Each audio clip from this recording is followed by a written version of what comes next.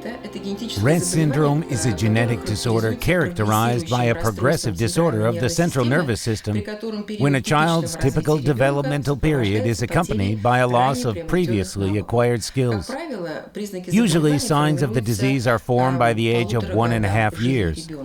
The disease is most common in females and is the most common cause of mental retardation. There is a frequency of 1 case in 10 to 15,000 girls. This syndrome is associated with the development of mutations in the MECP2 gene, which is located on the long arm of the X chromosome in the XQ28 region. The MECP2 gene plays an important role in the transcriptional regulation of other genes, encoding neurotrophic factors in the brain.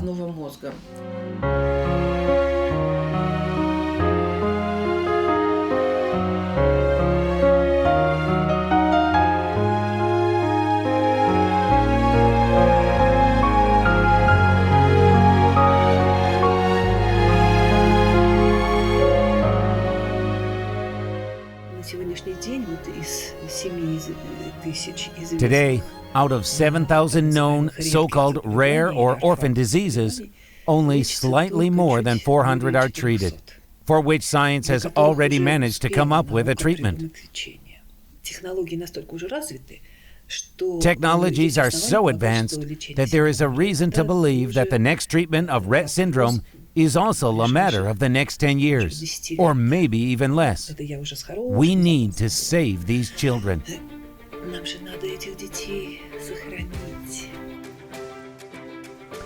Kazan is a city with a rich history, the birthplace of bright personalities, breakthrough ideas, decisions, accomplishments. Bright, energetic, and active people live in this city. They do the best of their strength and capabilities and are trying to change the world for the better. It was here, in the historical center of Kazan, that in 2010, a meeting of caring people took place. Based on the results of this meeting, it was decided to organize an association for the assistance to patients with Rett syndrome. Today, it is the only public organization in Russia that brings together stakeholders and resources for the prevention, treatment, and elimination of the consequences of a serious and insidious disease, Rett syndrome.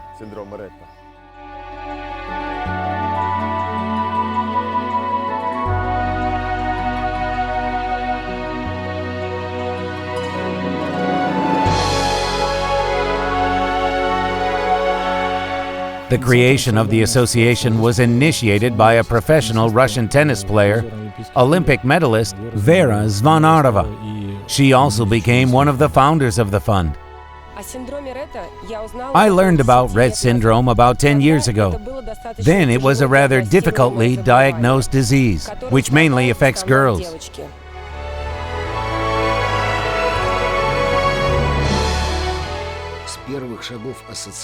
From the first steps made by the association, the famous athlete was actively involved in the work, patronized families, took part in the Interregional Parent Seminar, the European Conference in 2011, and the World Congress on Rett Syndrome in 2016, which took place in the capital of Tatarstan, hospitable Kazan.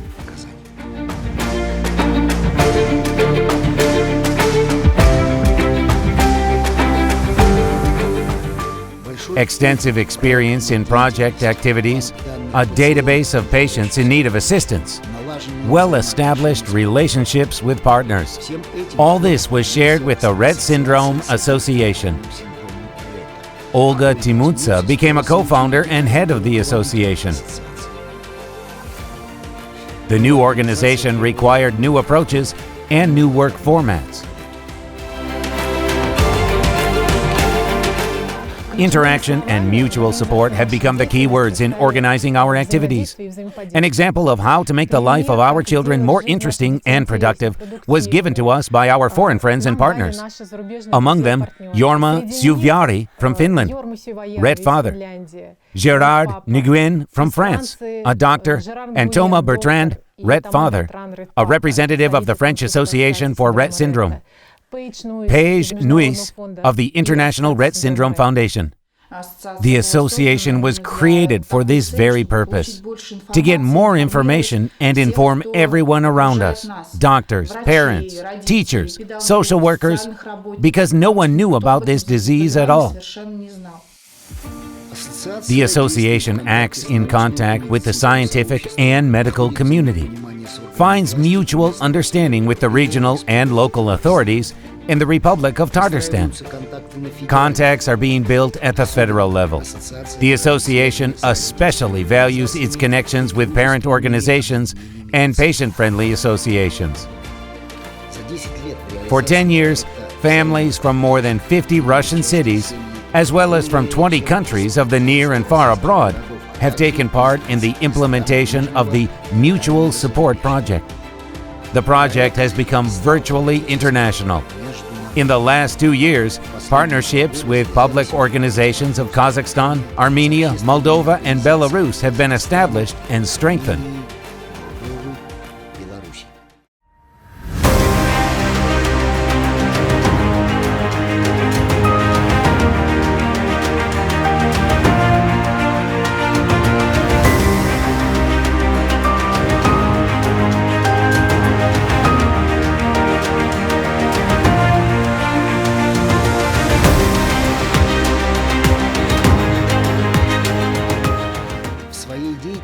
The association is working to support compatriots abroad and to popularize the Russian language.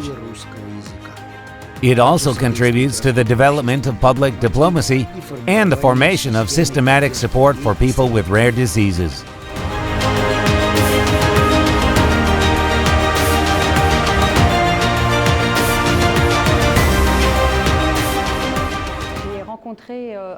For several years, we have known Olga.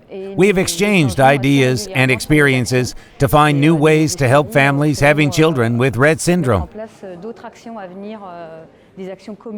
It is very important that international associations work together and exchange experience in order to share what successful projects and actions exist in each country so that other countries can follow these examples.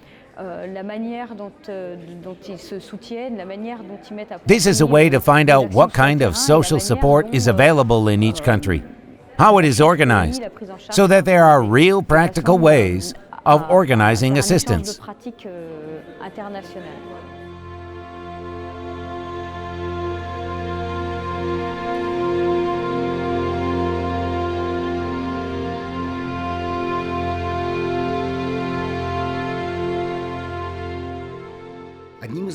One of the real results of the association's activities was the overcoming of stereotypes prevailing in the public mind in relation to people suffering from rare, so-called orphan diseases and in relation to their families. Often, even the inner circle perceives such families as a burden for society. And the medical problem acquires a philosophical, moral, and ethical aspect. Who are you? A savage who lives with cruel instincts, or Homo sapiens? A true person in whom natural compassion, kindness, and a desire to help are inherent. A child with Rett syndrome can appear in any family.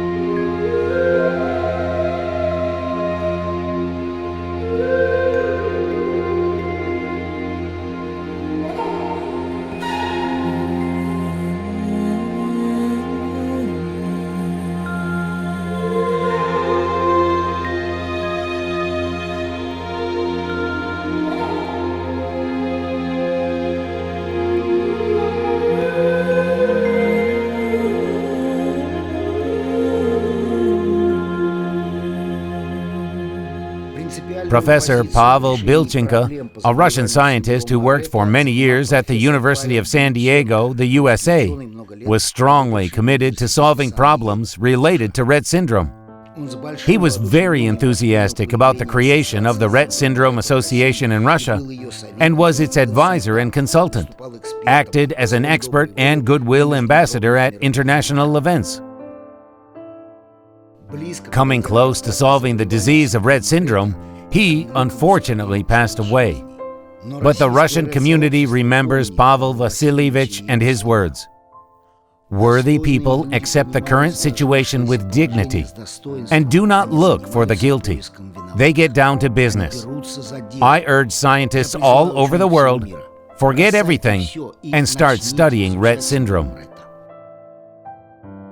Over the 10 years of the association's existence, we have implemented more than 15 projects. And now, our goal is related to projects that will provide families with reliable and relevant information, as well as instructions for life, so that parents understand how to live with such a child and that it is possible to live like that. In 2021, the Rett Syndrome Association maintains groups on Facebook, VKontakte, and Odnoklassniki, and the total number of members of these groups is more than 1,000 people. So there is a large number of families today in Russia who take and use the information provided by the Rett Syndrome Association. The task of the Rett Syndrome Association of Russia for the near future is to activate the community and parents, so that each parent has the opportunity to participate in the process. We also want to draw attention of the authorities and municipalities to our problems, which are ready to help and ready to respond. But they just need to be explained what the family needs in order to better interact and communicate with doctors and specialists, therefore providing even more support to our children.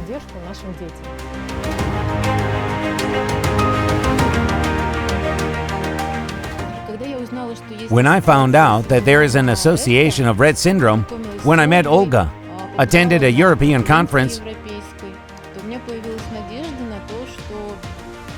I got hope that something could be changed and corrected, that there are ways to help Alena, that there are specialists and scientists who work on the drug. And I also wanted to take part in the work of the association, in order to do something in this direction. And I became a representative of the association in Moscow.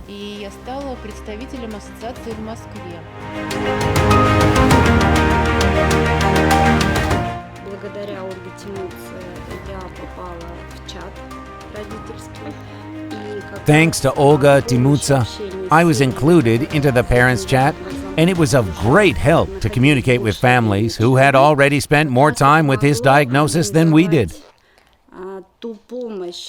And it also helped to organize the help for my child that wouldn't harm. Families who come a little later than us, for example at 3 years old, make mistakes that could have been avoided if they were in parent chats, communicating with families.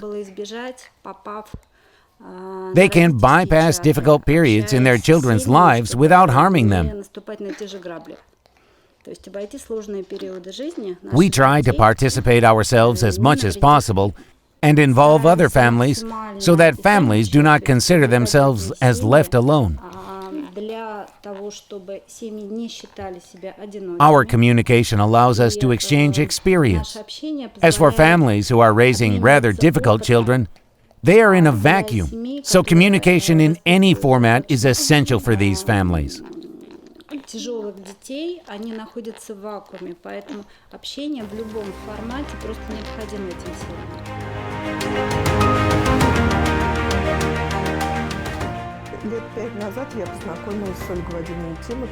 About 5 years ago, I met Olga Vadimovna Timutsa, a person who revealed a lot for me.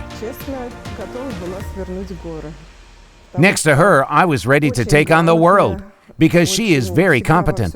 She will always support and help, advise on everything. While we worked together with her, we accomplished a lot of things.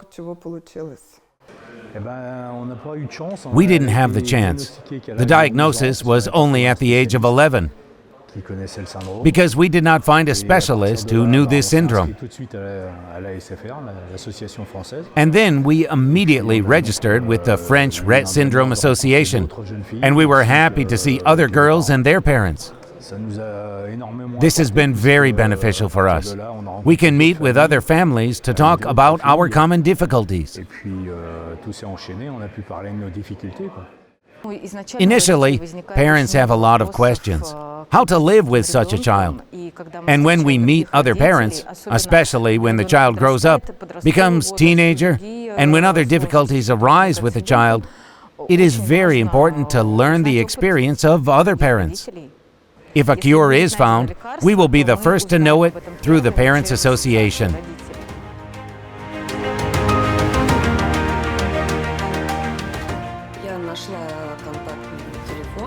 I found the contact number of Olga Timutsa. I began to communicate with her.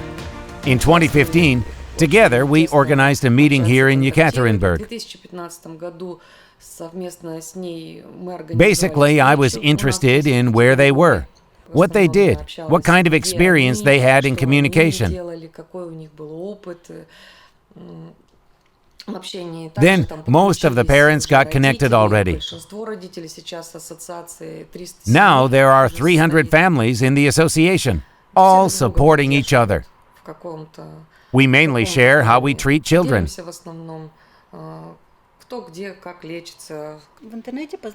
I met her on the internet. I found out that there are such people, an association. Then in 2011, I went to the first seminar in Kazan, the European Congress. There everyone met, began to communicate. I was attracted to write articles, answer questions. For quite a long time, we've already communicated with her. For example, I learned the news about medicines from Olga, some experience. At the same seminar, we met foreign parents.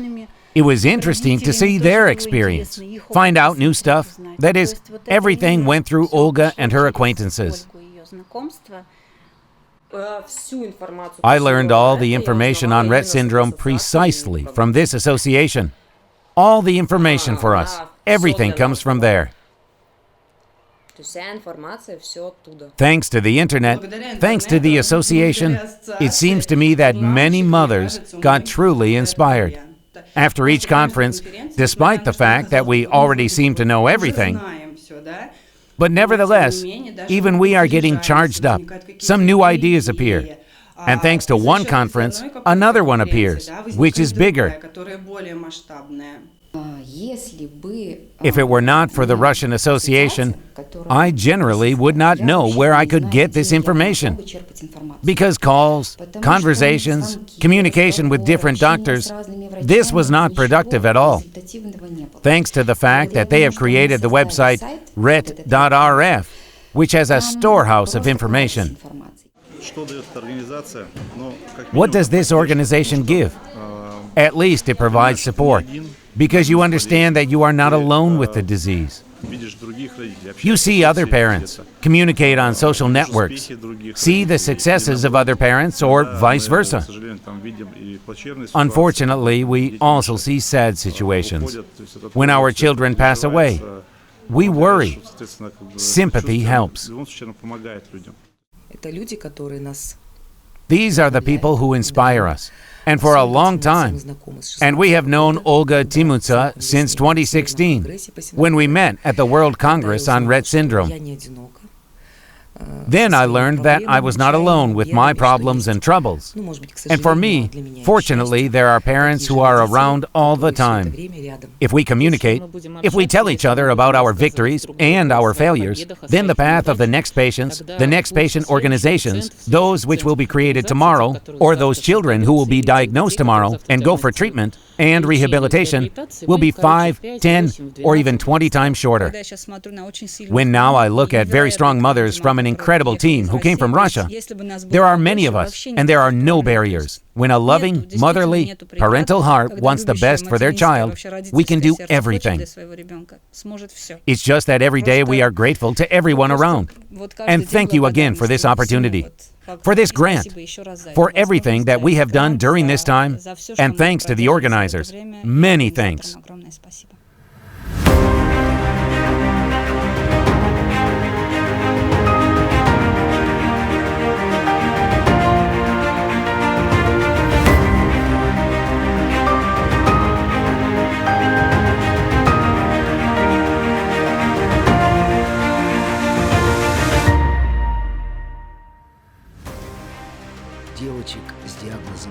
Girls diagnosed with Rett syndrome, regardless of their nationality, age, and external personality, are distinguished by their special look. Olga told us earlier that she learned from all these philosophers and sociologists not to look for the guilty, but to act. They are smart, absolutely deep and interesting. All girls of whom I know are. It is very interesting with them. But it is important to learn to see it, learn to understand it.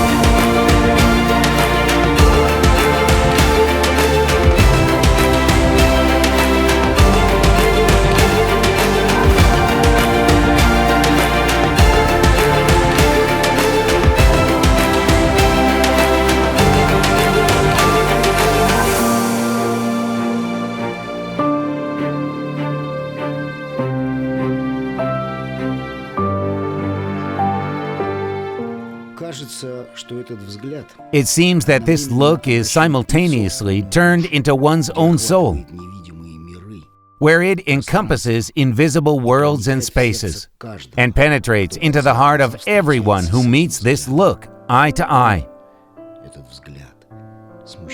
This look makes you shy and makes you look at the sky filled with stars and the world around us.